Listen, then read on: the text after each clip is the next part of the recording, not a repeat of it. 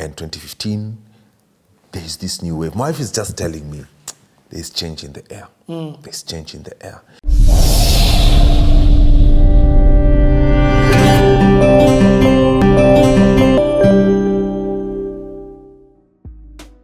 After doing that show for a while,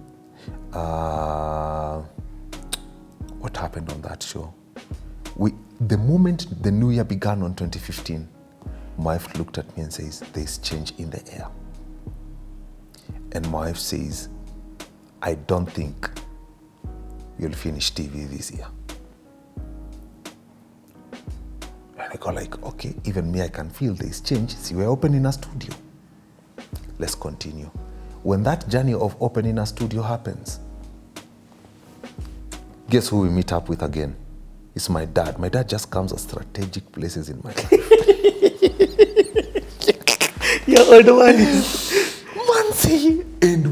And I can't remember what made us meet that year. But we met up. And we're just talking about this thing, and my dad is getting to understand, and my dad is watching me now every Sunday, stuff, meaning. And so he's like trying to understand. I'm pursuing this new route. This is the kind of DJ I want to be. This is what.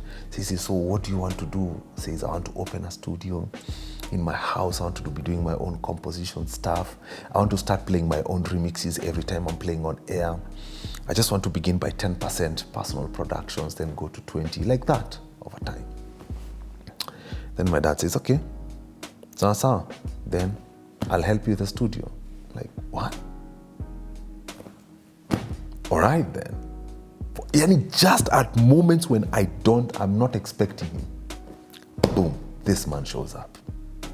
So when he says it's helping you, he'll financially... Even in 20... He'll help invest. When I told my dad I'm getting married, he says, Rorashio, we are on. And we had a good Rorashio, bro.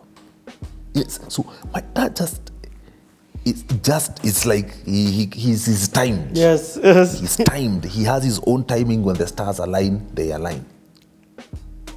And boom, that one he came. I showed him this vision and stuff.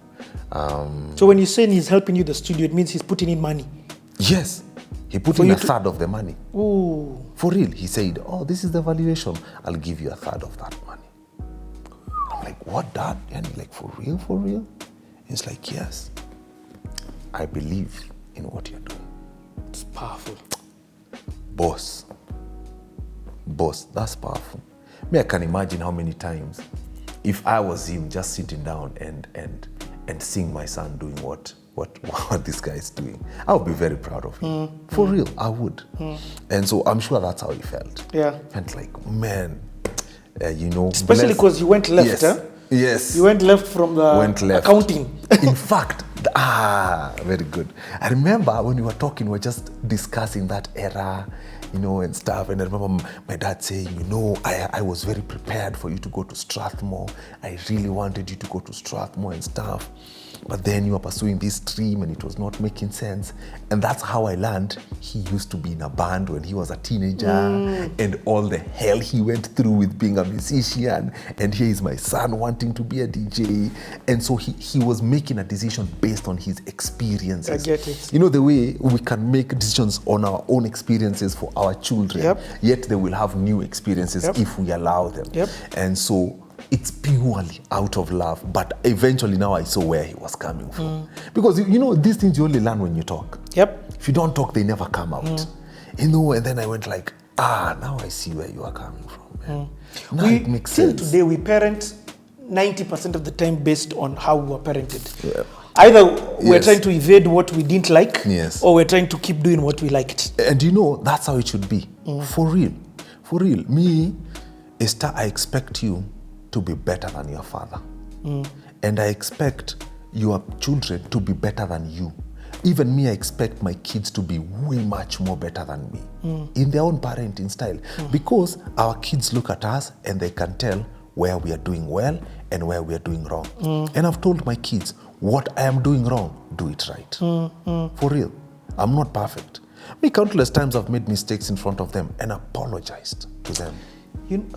Just stop right there. Okay. I was having a conversation with somebody this week, Actually, it was with Johnny Celeb. Yes. And we're talking about, I was telling him, hey, me, by the way, when I make mistakes to my kids, I apologize. I apologize. I sit them down and I tell them, hey, I'm really sorry. Yes. The other day, I blamed my daughter for something that she hadn't done. Yes. I told her to come to bed and I thought she was on VR. Kumbe, she was downstairs fixing up things. So when she came up, she's like, no, I had returned the VR. It's just, I was getting this. It's a 7-year-old. I called her, I told her, I'm really sorry. I was wrong for thinking that you are not doing the right thing. You are a very responsible child. Please forgive me for thinking. She was like, yeah. Changes the concept, Kabsa. But I sat down with my wife and I'm like, imagine I've apologized. We naturally apologize. Yes. I told her I've never heard those words, I'm sorry, from my folks. Like, just real talk. Oh, yeah. We have heard them from my mom. With my dad, I don't have a problem. No, but you get what I mean? You've never had it still. Yes, I've never had it, yes. And so we continued. So here's 2015. And 2015, there's this new wave. My wife is just telling me, there's change in the air. There's change in the air. So with every month, we're just buying a new gadget here, buying something there, and by end of July, we had bought the bare minimum of what we needed for that studio. And so we thought that it was ready and it was good. So then, what kind of productions were you planning on doing there? The first things I wanted to do was remixes. I wanted to get songs I like, and if I have the vocals, I create a new beat for it.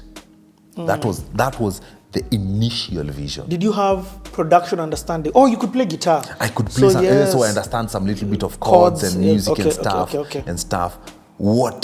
And now this is what now took us to SA. I'm gonna tell you. Okay. Yes. His battery's died? Yeah. Has it died? Not yet. Okay, so we'll be back. We're just changing the battery, man. Yes. Okay, good. But anyway, that's a good place to stop.